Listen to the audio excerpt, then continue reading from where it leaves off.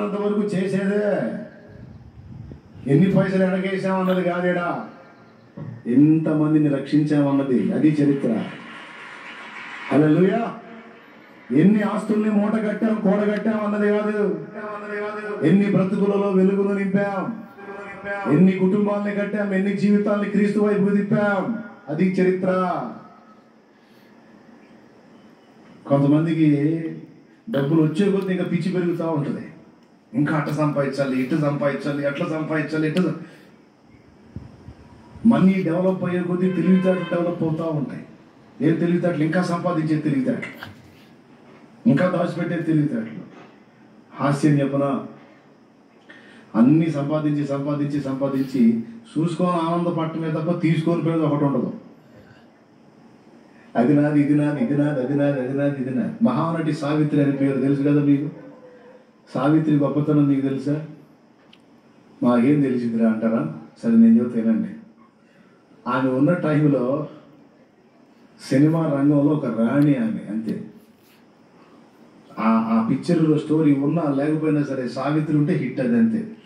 ఆ రేంజ్లోకి వెళ్ళిపోయి ఆ తెలుగు తెలిసిన ప్రజలందరికీ మాత్రమే కాక తమిళ ప్రజలకు కూడా, ఇతర భాషల ప్రజలకు కూడా వెండి తెర క్వీన్ లాగా వెలిగినటువంటి వ్యక్తి సావిత్రి గారు.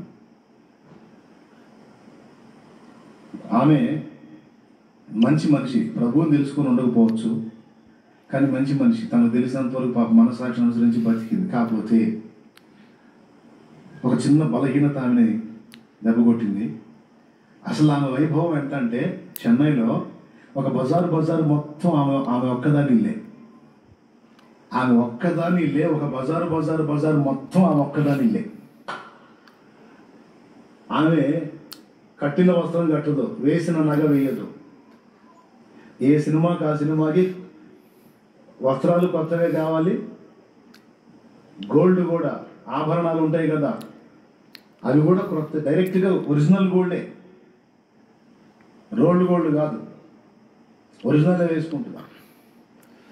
అందుకని ఆమె ఇంట్లోనే, అతిపెద్ద ఇంట్లోనే కొన్ని గదులు అచ్చంగా ఆమె బట్టలు కుట్టే వాళ్ళే బతకడానికి ఏర్పాటు చేసింది. ఒక సావిత్రి గారి యొక్క ఆ బట్టలు కుట్టేదానికి అచ్చంగా కొంతమంది టైలర్స్ అక్కడ ఉండేవాళ్ళు. ఇక వాళ్ళకి ఉండే వర్క్ లేదు, ఆమె బట్టలు కుట్టడమే. 4-5 సినిమాలు ఒప్పుకుంది అనుకో, ప్రతి సినిమాలో వేరే వేరే బట్టలు కనపడాలి మనకి. చిత్రం ఏంటంటే black and white movies. Black and white మూవీలో ఏ డ్రెస్ వేసినా అర్థం కాదు. అయినా ప్రతి సినిమాకి, ప్రతి షూటింగ్కి, ప్రతి ఘట్టంలోనూ కొత్త బట్టలు. మరి ఇన్ని కావాలంటే అచ్చంగా టైలర్లు అక్కడే బతికేశారు ఆమె ఫాములో ఉన్నంత వరకు. ఈ బంగారం నగలు చేస్తారే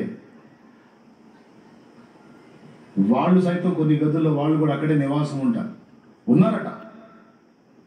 అంటే ఆ ఒక్క మనిషిని ఆధారం చేసుకొని కొన్ని కుటుంబాలు అచ్చంగా ఆమెకు అన్ని రెడీ చేయడానికి బతికేసినాయి. అలాంటి వ్యక్తి ఆమె. క్లైమాక్స్ తెలుసా మీకు? ఆమె క్లైమాక్స్, ఆ చివరి ఫోటో ఒకటి చూపిస్తున్నాను.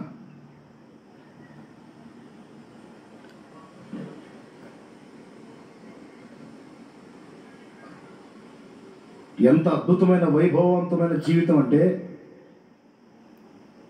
అదిగో ఆ ఫోటోలో ఉన్న స్త్రీని గుర్తుపట్టండి. అది ఆమె స్థితి. ఆమె సావిత్రి.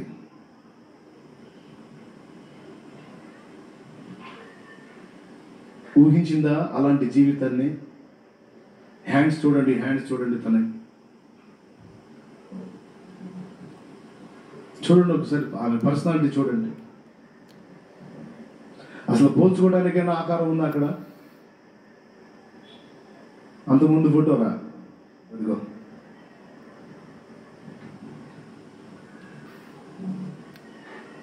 అది ఈ ఒక్క ఆమె జీవితమే కాదండి. సినిమా వాళ్ళు కావచ్చు, రాజకీయవేత్తలు కావచ్చు, ఎవరైనా, ఎంతటి వారైనా,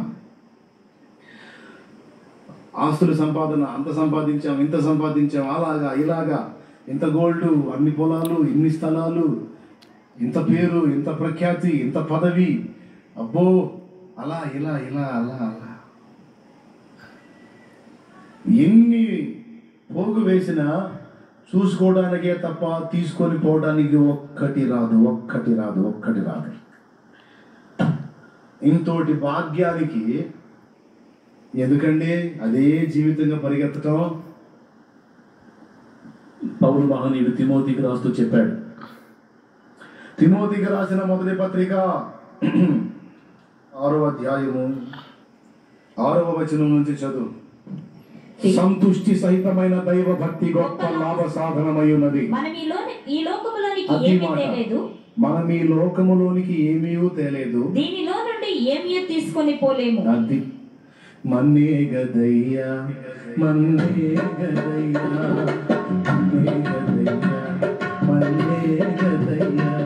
మనలోని ఆత్మజ్యోతి తప్ప మహిళలోని దంతమనే